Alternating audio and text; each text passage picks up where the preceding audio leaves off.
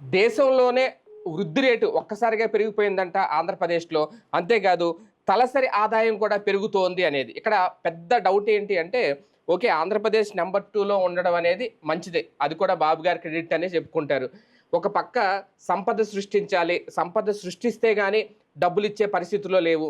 కనీసం జీతాలిచ్చే పరిస్థితిలో లేదు. గతంలో జగన్మోహన్ రెడ్డి చేసేసిన 10,00,00,000 రూపాయలకి వడ్డీ కట్టడంతోనే సరిపోతోంది అంటూ ఒక పక్క బాబు గారే నేరుగా ముఖ్యమంత్రి ప్రకటనలు చేస్తూ ఉంటే, ఇక్కడ దేశంలో వృద్ధి రేట్లో నెంబర్ 2 పొజిషన్కి ఎలా వచ్చింది అనేది ఒకటి. అది కూడా 2024-25 ఈ లెక్కల ప్రకారం చూసుకుంటే.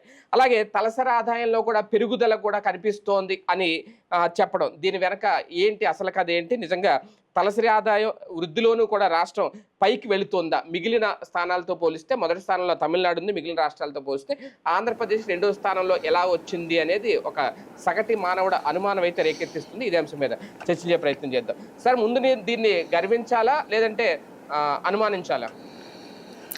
లెక్క ప్రకారం అయితే కనుక చాలా ప్రశాంతంగా, చాలా సంతోషంగా ఉండాలి, గర్వించాల్సిన అంశం. ఎందుకని టాప్ 2లోకి వస్తే గనక.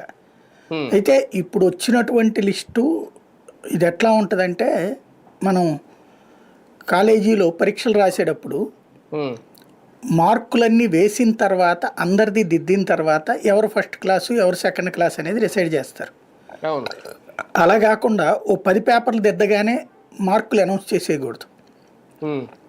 10 పేపర్ల వరకు దిద్ది ఇందులో వీళ్ళు ఫస్ట్ వీళ్ళు సెకండ్ అంటే ఎట్లా ఉంటుందో అట్లుంది ఇది. ఇంకా 15 రాష్ట్రాలు ఏమో లిస్ట్ ఇవ్వాలట. ఇప్పుడు ఇచ్చినటువంటి కొన్ని ఇంతవరకు లెక్కేసేసారు. అంటే డేటా మనం ఇచ్చాం. ఇది కూడా ఏంటి, రాష్ట్రం ఇచ్చిన డేటా, కేంద్రం కన్ఫర్మ్ చేసిన డేటా కాదు, రాష్ట్రాలు ఇచ్చిన డేటా అని చెప్తున్నారు ఇక్కడ. బేసిక్ 18 రాష్ట్రాల డేటా ఇది ఒక రకంగా. ఇప్పుడు అవును, మొత్తం ఎన్ని ఉన్నాయి మనకి రాష్ట్రాలు? 18కి కాదు కదా, 18 లెక్కిస్తారా? ఇంకో 11 ఉన్నాయి కదా, ప్లస్ కేంద్ర పాలిత ప్రాంతాలు ఉన్నాయి కదా, అన్ని కలిపిన తర్వాత కదా వాళ్ళ గ్రోత్. ఇంకోటి, ఇది ఎక్స్పెక్టెడా అంటే రీచ్ అవుతామని చెప్పిందా లేదా ఆల్రెడీ రీచ్ అయిపోయిందా? ఇది లెక్క అసలు పాయింట్. ఆల్రెడీ రీచ్ అయిపోతే కనుక ఇప్పటికి పాటికి డబ్బులు కుప్పల తెప్పలు వచ్చేసి పడిపోయి ఉండాలి కదా. 8.2 మన రాష్ట్రం గురించి మాట్లాడుకుంటే 8.21% వృద్ధి సాధించేసింది అనేది వీళ్ళు ఇచ్చిన లెక్క, కేంద్ర గణాంకాలకు ఇచ్చిన లెక్క. సాధించేసింది అంటే ఆల్రెడీ రీచ్ అయిపోయినట్టే కదా. అది రాష్ట్ర ప్రభుత్వం కేంద్రానికి ఇచ్చిన నివేదిక అదే కదా. అవును, అప్పుడు ఎట్లా కౌంట్ అవుతుంది? ఎలా లెక్క ఇచ్చినట్టు అప్పుడు ప్రాక్టికల్గా? కేంద్రం ధృవీకరించి ఇవ్వాలా, నెంబర్ 1. రెండవది, ఇప్పుడు రాష్ట్రానికి సంబంధించి చంద్రబాబు గారే మీరు చెప్పినట్టే పదే పదే ఏం చెప్తున్నారు?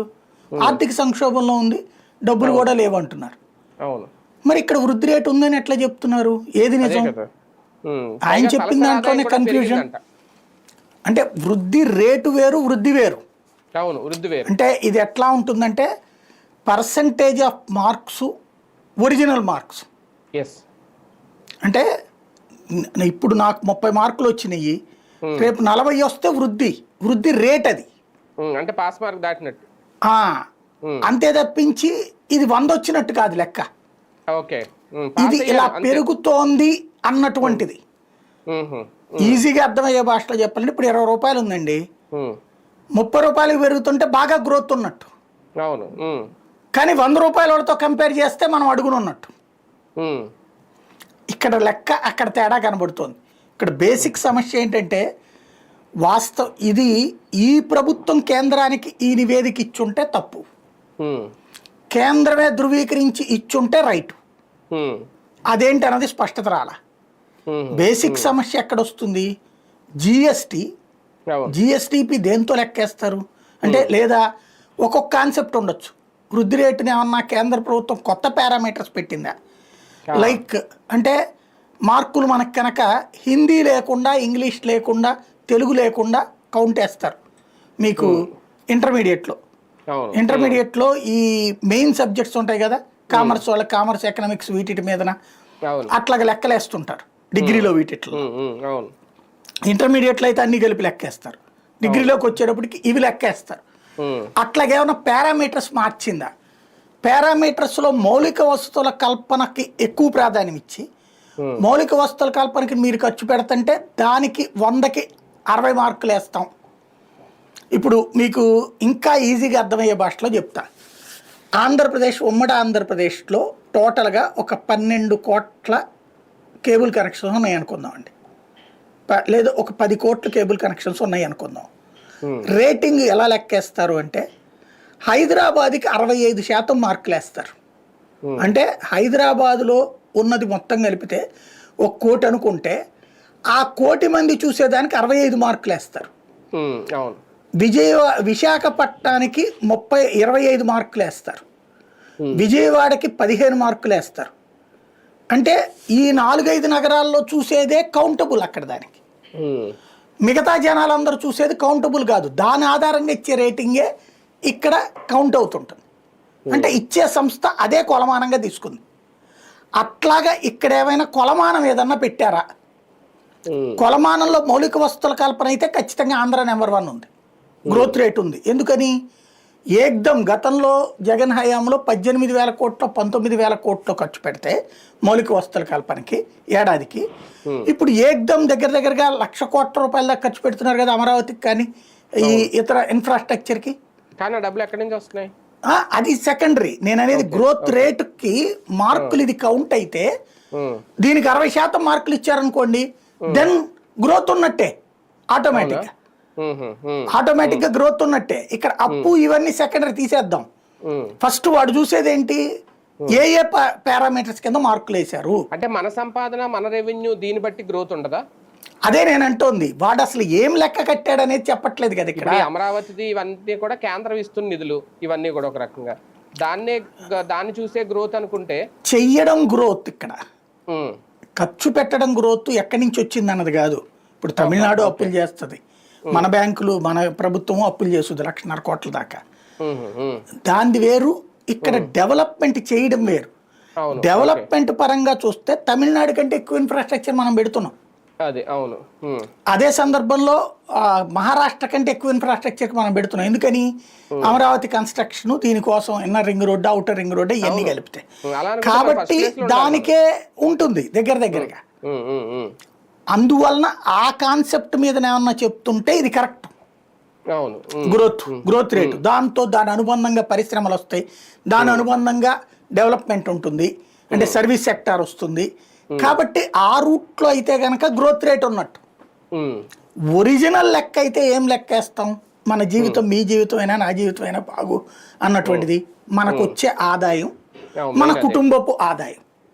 మన కుటుంబంలో ఒకళ్ళు 1,00,000 రూపాయల జీతం సంపాదించి, ఒకళ్ళు 25,000 సంపాదించి, ఒకళ్ళు 15,000 సంపాదించి, ఒకళ్ళు ఏం సంపాదించట్లా. అప్పుడు కుటుంబ ఆదాయం ఎంత వేస్తున్నాం? 1,40,000 వేస్తున్నాం. ఎలా సగటు లెక్కేస్తున్నాం? 4తో డివైడ్ చేసినప్పుడు తలా 4,30,000 వస్తుందయ్యా అని చెప్తాం, లేదా 4,40,000 వస్తుందయ్యా అని చెప్తాం. 1,60,000 అయితే, లేదా 35,000 వస్తుందయ్యా అని చెప్తాం. అంటే సగటును 35,000 అన్నటువంటి చెప్తాం. ఆ లెక్కన తలసరి ఆదాయం అన్నటువంటి లెక్కను చూసినప్పుడు ఆంధ్రప్రదేశ్ గ్రోత్ రేట్ అంటున్నారు. ఇక్కడ ఈ గ్రోత్ రేటు వేరు, గ్రోత్ వేరు. ఎందుకంటే తెలంగాణ మనకంటే ఎక్కువ ఉంది, కానీ ఇక్కడ రేట్ ఏం చెప్తున్నారు, మనం 3వ స్థానంలో ఉన్నాం, ఇది వచ్చి తెలంగాణ 11లో ఉంది అంటున్నారు. తలసరి ఆదాయంలో 3లో తలసరి ఆదాయంలో 3లో ఉన్నాము, ఇదేమో 11లో ఉందట. అంటే గ్రోత్ అంకె కాదు, పెరుగుతున్న రేటు అని వీళ్ళు లెక్క కడుతున్నారు. అది విచిత్రమైనటువంటి కాన్సెప్ట్.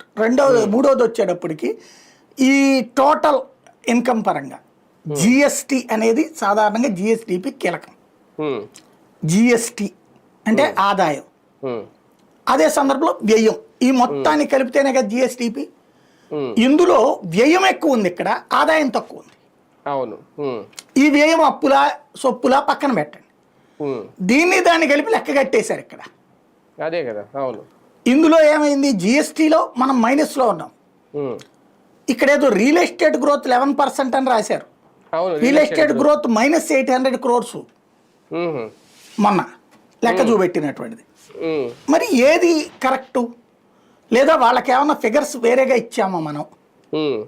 ఇదివరకు వీళ్ళు అనేవాళ్ళు కదా, జగన్ తప్పుడు లెక్కలు ఇస్తున్నాడు కేంద్ర ప్రభుత్వానికి అని చెప్పేసి, ఒరిజినల్ రేట్ కంటే వేరేగా ఇస్తున్నాడు, లోన్లు ఎక్కువ సంపాదించుకోవడానికి FRBM నిబంధనల ప్రకారం అని చెప్పేసి.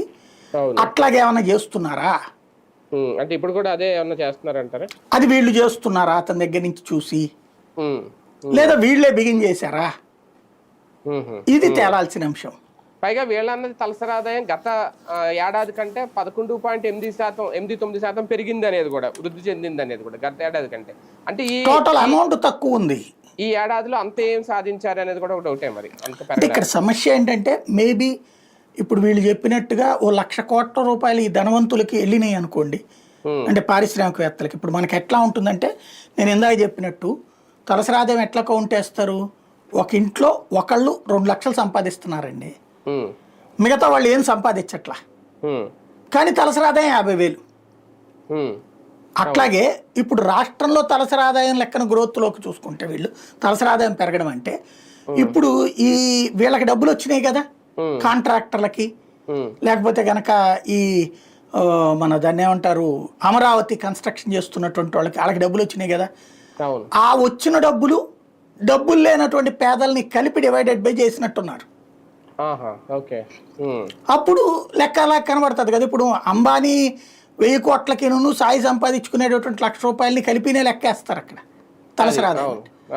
ఆ లెక్కన వేసుకున్నప్పుడు ఇప్పుడు ఈ కంపెనీలకి దాన్ని కౌంట్ వేసినట్టున్నారు.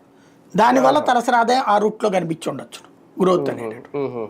ఒరిజినల్గా అయితే తలసరి ఆదాయం డౌన్లో ఉంది మనకి జనాలకి, చేతిలో డబ్బులు లేకపోతే ఖర్చే లేకపోతే ఎక్కడి నుంచి ఉంటుంది. కానీ ఈ లెక్కలు చూసుకుంటే పెరిగిపోయింది గత ఏడాదితో పోలిస్తే. ఒక రకంగా జగన్ కంటే మేము వచ్చిన తర్వాతే బాగా వృద్ధిలోకి తీసుకొచ్చాం, తలసరి ఆదాయం పెంచామన్న అన్నట్టుగా ఉన్నాయి ఈ లెక్కలు. మరి వాస్తవం ఏదో తెలియదు. ఉంటుంది సహజంగా, గతంలో కూడా 15%, 20% అని చెప్పేవాళ్ళు వీళ్ళు. కానీ జనాలకు అర్థమైంది కదా వాళ్ళ చేతిలో. ఇవి పేపర్ మీద లెక్కకి వీళ్ళు పంపించే లెక్కకి వాస్తవికతకి ఒకటే తేడా. ఇవాళ జనం చేతిలో డబ్బులు ఆడుతున్నాయా లేదా, సంపాదన ఏమన్నా వస్తుందా, ప్రభుత్వం నుంచి ఏమన్నా వస్తుందా, ప్రైవేట్ నుంచి ఏమన్నా వస్తుందా, అది లేనప్పుడు లేదు మీ బతుకులు అద్భుతంగా ఉన్నాయి నేను కాగితం మీద రాస్తున్నాను కదా అంటే, ఇదివరకు అదేదో ఆనందం ఇండెక్స్ అని చెప్పేవాళ్ళు, 97% ఆనందం, 98% ఆనందం, 99% ఆనందం అని. పాప మరి ఎవరో ఆ ఒక్కడే పగలబడి నవ్వినట్టున్నాడు. చివరికి అది ప్రజాస్వామ్యం నవ్వులు పాలైంది. ఇప్పుడు అంతే, కూలీకి డబ్బులు పెరగల కొత్తగా, ఇంకా తగ్గుతున్నది. వ్యాపారస్తుడికి ఆదాయం పెరగల, వ్యాపారాలు బాగా దెబ్బతిని ఉన్నాయి. మరి ఎవరికి ఈ డబ్బులు వచ్చినాయి? ఇది $1 మిలియన్ ప్రశ్న. ఒక రకంగా ఇది కేంద్రం విడుదల చేసిన డాటా కాదా సార్? పేపర్లో ఒక దాంట్లో వచ్చింది, దాన్ని బేస్ చేసుకుని రాస్తున్నారు. అదేంటి ఫీడ్ చేస్తున్నారు. ఇది టోటల్గా ఇంకా అన్ని రాష్ట్రాలది అవ్వలా. ఇప్పుడు మీరు ఇందాక చెప్పినట్టు 18 రాష్ట్రాలదేమో ఎక్కించారు, 18 రాష్ట్రాలు ఇంకా రావాలి. మిగతా రాష్ట్రాలది 29 రాష్ట్రాలది రావాలి, ప్లస్ కేంద్ర పాలిత ప్రాంతాలది రావాలి. అదంతా వచ్చినప్పుడు అప్పుడు మనం 7కో 8కో వెళ్ళొచ్చు. ఇందులో గుజరాత్ కనబడలేదు అక్కడ, చూడండి మీకు. మహారాష్ట్ర ఉందో లేదో మరి అక్కడ. ఓవరాల్ గా అయితే ఏంటంటే మరి అవన్నీ కూడా ఫీడ్ చేయాలి కదా వాళ్ళు కూడా. టోటల్ గా ఫీడ్ చేశాక మనం ఎక్కడ ఉన్నాం అనేది చెప్తారు. బేసిక్ మహారాష్ట్ర ఉంది గ్రోత్ రేట్ లో ఉంది. కానీ అక్కడ మహారాష్ట్రకి గుజరాత్కి పరిశ్రమలు ఎగబడి వస్తుంటే అక్కడ గ్రోత్ రేట్ లేదు. ఇక్కడేమో పరిశ్రమలు ఇంతవరకు మాట చెప్పి పూర్తిగా ఆచరణలోకి కూడా ఏది రాలేదు. కానీ ఇక్కడ ఇదే డౌట్ సార్ నాకు. అంటే గ్రోత్ రేటుకు సంబంధించి జనరల్గా ఎంఓఏలు కుదుర్చుకున్నంత మాత్రాన దాన్ని గ్రోత్ రేట్లో పరిగణనలో తీసుకుంటారా? పరిశ్రమ వచ్చిన తర్వాతే, పెట్టుబడి పెట్టిన తర్వాత అప్పుడు చూడాలి. ఎందుకంటే ఆంధ్రప్రదేశ్లో నాకు తెలిసి ఈ కూటమి ప్రభుత్వం వచ్చిన తర్వాత ఎంఓఏలు అయితే కుదుర్చుకున్నారు, చాలా మందితో మాట్లాడారు, చాలా వచ్చేస్తున్నాయి, లూలుల దగ్గర నుంచి అన్నీ వచ్చేస్తున్నాయి అనేది. కానీ ఏది అయితే పూర్తిగా రాలేదు కదా ఈ ఏడాది 24-25 లెక్కేసుకుంటే, దాన్ని కూడా ఏమైనా కౌంట్ చేస్తారా? అసలు గ్రోత్ రేట్ పారామీటర్స్ ఏంటో వెల్లడించనియండి, అది వస్తే గానీ క్లారిటీ రాదు. నేను ఇందా చెప్పిన ఇన్ఫ్రాస్ట్రక్చర్కే పెడితే కౌంట్ కదా, అదే అంటున్నాను. దాని బేసిస్ మీద ఏమన్నా చెప్పుండొచ్చు. నువ్వు ఇప్పుడు ఒక సబ్జెక్ట్కి 10 మార్కులు ఇస్తాడు, ఒక దానికి 1 మార్కులు ఇస్తాడు. దీనికి 10 మార్కులు ఇచ్చాడు అనుకోండి మౌలిక వస్తువుల కల్పనలో, ఆ విధంగా గ్రోత్ రేట్ ఎక్కువ ఉండొచ్చు మనం అంటున్నా నేను. మిగతా అన్ని కౌంట్లోకి తక్కువ చూపించారా వాళ్ళు కేంద్రము? అంటే వీళ్ళకి ఆ క్వశ్చన్ పేపర్ని బేసిస్ మీద ఆన్సర్ పేపర్ ఉంది వీళ్ళకి. 1 మార్కు ప్రశ్నకి 10 మార్కులు రావు, 10 మార్కుల ప్రశ్నకి 1 రావు. అవును. వీళ్ళకి గ్రోత్ రేట్ ఏ ప్రాతిపదికన ఇచ్చారు అన్నటువంటి తెలియాల్సి ఉంది. అంటే ఒకటి సార్ నా అనుమానం ఏంటంటే, అంటే దీని మీద నాకు పెద్ద అవగాహన లేదనుకోండి. ఫర్ ఎగ్జాంపుల్ ఒక 100 కోట్లు ఇండస్ట్రీ పెట్టడానికి ఎవరో ముందుకొచ్చారు సార్ ఆంధ్రప్రదేశ్‌కి. దానికి సంబంధించి ఒప్పందం కుదుర్చుకున్నారు. అలాగే 100 కోట్లు, 200 కోట్లు ఇలా వచ్చి పరిశ్రమలు పెడుతున్నప్పుడు అది వృద్ధి రేటుగా నమోదు చేసుకొని మన ఆంధ్రప్రదేశ్‌లో అసలు వృద్ధి దాన్ని రేటు పెరిగిందా? కౌంట్లోకి తీసుకోరు. ఇండస్ట్రీ పెట్టారు కాబట్టి గ్రోత్ రేట్ అనరు. హ్మ్. ఆదాయాన్ని బట్టి గ్రోత్ రేట్ ఉంటది. పెడితేనే డెవలప్‌మెంట్ కనిపిస్తది కదా సార్. నేను అనేది ఆ లెక్కనైతే 20 లక్షల కోట్లు వీళ్ళు చూపెట్టారు, 13 లక్షల కోట్లు ఆడు అది చూపెట్టారు. అయన్నీ ఎంఓయూలు కదా అవి అంటున్నాను. కాదు అంటున్నా. అసలు అవి దాంతో సంబంధం లేదు. లేదు. ఓకే. గ్రోత్ రేట్ అనేటటువంటిది యాక్చువల్గా నాకున్న అవగాహన మేరకు లేదా సాధారణంగా ఫైనాన్షియల్గా ఇంతకు ముందు లెక్కలు చూపించినటువంటి గ్రోత్ రేట్ ఏంటంటే వ్యవసాయం గ్రోత్, పారిశ్రామిక గ్రోత్ అంటే ఎగ్జిస్ట్ అయ్యి అవుట్పుట్ బయటకు వెళ్ళినటువంటి గ్రోత్. అవును. అవును. వ్యవసాయంలో దిగుబడి, దిగుబడి ఎంత పరిశ్రమలలో ఉత్పత్తి అయినటువంటి మెటీరియల్, గతంతో పోలిస్తే ఎక్కువ ఉత్పత్తి అయింది. ఇవన్నీ ఆయా రంగాల గ్రోత్ రేట్. అవును. బట్ రాష్ట్ర ఫైనాన్షియల్ గ్రోత్ రేట్ అంటే హ్మ్. జిఎస్టి లెక్క, జిఎస్డిపి లెక్క, అవును. తలసరి ఆదాయం లెక్క. హ్మ్. ఇది ఇక్కడ వీళ్ళు చెప్తున్న దాంట్లో కన్ఫ్యూజన్ ఉంది. అంటే వీళ్ళు జిఎస్టి మైనస్ ఉంది, తర్వాతన రియల్ ఎస్టేట్ మైనస్ ఉంది, ప్లస్ తలసరి ఆదాయం తగ్గున్నది జనాలకి. అవును. రూపాయి ఖర్చు పెరిగింది. అలాంటి సిచ్యుయేషన్లో ఏంటన్నది ఇక్కడ కన్ఫ్యూజన్. అదే కదా. కానీ గత ఏడాదితో పోలిస్తే జిఎస్డిపి పెరిగింది అనేది ఈ లెక్క. అదే ఎట్లా పెరుగుతుందని, జిఎస్డిపి పెరగాలంటే జిఎస్టి పెరగాలి కదా. పెరగాలి. అవును. జిఎస్టి పెరగకుండా జిఎస్టిపి ఎట్లా పెరిగింది అన్నది ఇక్కడ కన్ఫ్యూజన్. జిఎస్టి పెరిగితే నీ ఆదాయ వనరు పెరిగినట్టు, నీ ఆదాయ వనరు పెరిగింది అంటే ప్రజలకు సంబంధించిన తలసరి ఆదాయం పెరిగినట్టు. తలసరి ఆదాయం పెరిగిందంటే ఉద్యోగాలు, ఉపాధి, వ్యాపారము, పెట్టుబడులు భారీగా వస్తున్నట్టు. మరి ఇవన్నీ అయోమయంలో ఉండగా ఇది అద్భుతం అన్నటువంటిది ఎలా సాధ్యమైంది? ఇది సక్సెస్ అంటే కనుక ఇక రాబోయేటటువంటి రోజుల్లో ప్రజల గురించి ఆలోచించడం అనేటటువంటిది వింత కోణంలో ఆలోచించాల్సి ఉంటుంది. అదే కదా. రైట్. చూద్దాం. మొత్తానికి ఈ నివేదిక అయితే ఎంఓఎస్పిఐ ఇచ్చిన నివేదిక ప్రకారం అంటే దేశంలో మొత్తం కేంద్ర గణాంకాలు అలాగే కార్యక్రమాల అమలు మంత్రిత్వ శాఖ ఏదైతే ఉందో వాళ్ళు ఇచ్చిన నివేదిక ఇది అనేది ఒక వెర్షను.